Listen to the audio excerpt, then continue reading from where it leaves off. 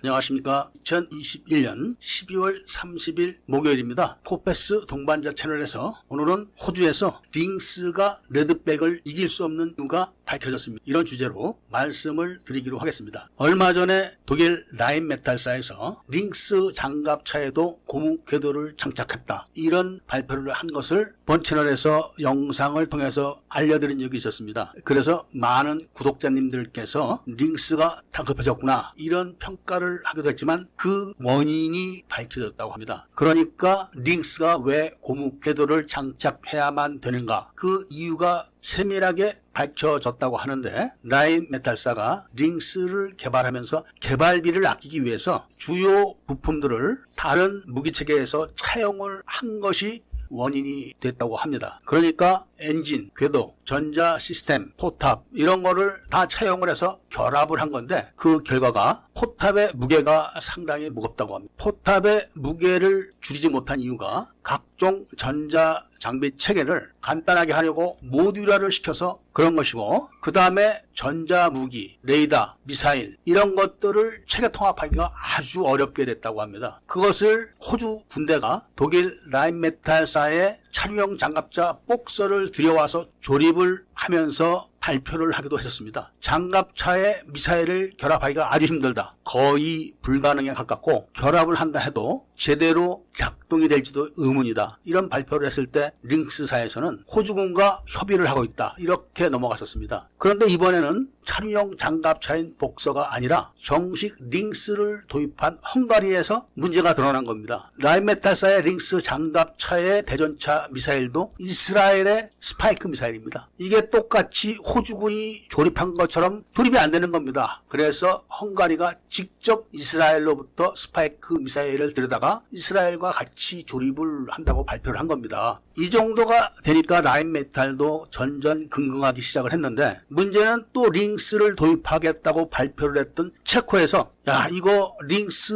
데이터를 뜯어보니까 다 엉터리다, 맞출 수가 없다, 우리는 링스를 도입하지 않겠다고 거절을 해버린 겁니다. 그러면서 그 원인의 하나가 포탑 무게를 들었습니다. 저야 링스 장갑차의 포탑 메커니즘을 자세하게 알 수는 없지만 결합이 어렵고 결합이 돼도 동작이 잘 안 되는 이유 중에 하나를 장갑차의 무게 초과로 잡은 겁니다. 그런데 체코는 헝가리와 달리 기계공업이 아주 발달한 나라입니다. 지금 한국이 자랑하고 있는 가스터빈 개발, 이것도 결국은 체코의 가스터빈 회사를 두산이 매입을 하면서 이루어진 겁니다. 이렇게 체코는 원래 과거부터 기계공업이 아주 발달한 나라로 알려져 있고 그 기술력이 상당히 우수한 나라로 평가되고 있었는데, 이런 체코가 링스 장갑차의 데이터가 다 엉터리다, 맞지가 않는다, 그래서 결합하기가 어렵다, 전자장비를 맞출 수가 없다, 이렇게 발표를 해버리게 되니까 독일 라인메탈사에서 긴급하게 무게를 줄이기 위해서 고무 궤도를 장착을 한 겁니다. 일단 고무 궤도를 장착을 하게 되면 몇 톤 정도의 무게를 줄일 수 있다고 합니다. 그리고 진동을 줄일 수가 있으니까 그 진동을 줄이기만 해도 또 몇 톤의 무게를 줄인 효과를 낼 수가 있기 때문에 그런 겁니다. 그런데 하나의 레드백은 똑같은 이스라엘제 스파이크 미사일을 이스라엘이 직접 참여를 하고 그 포탑은 호주 업체가 제작을 합니다. 그리고 처음부터 무게 밸런스를 잘 맞춰놓은 데다가 고무 궤도를 장착했기 때문에 기본적으로 문제가 발생할 소지가 아예 없는 겁니다. 이거를 처음에 링스 장갑차와 레드백 장갑차를 평가하던 호주군들은 성차감이 좋기 때문에 그렇다, 이렇게만 인식을 했는데, 문제점을 들여다보고 있는 호주 군대나 그리고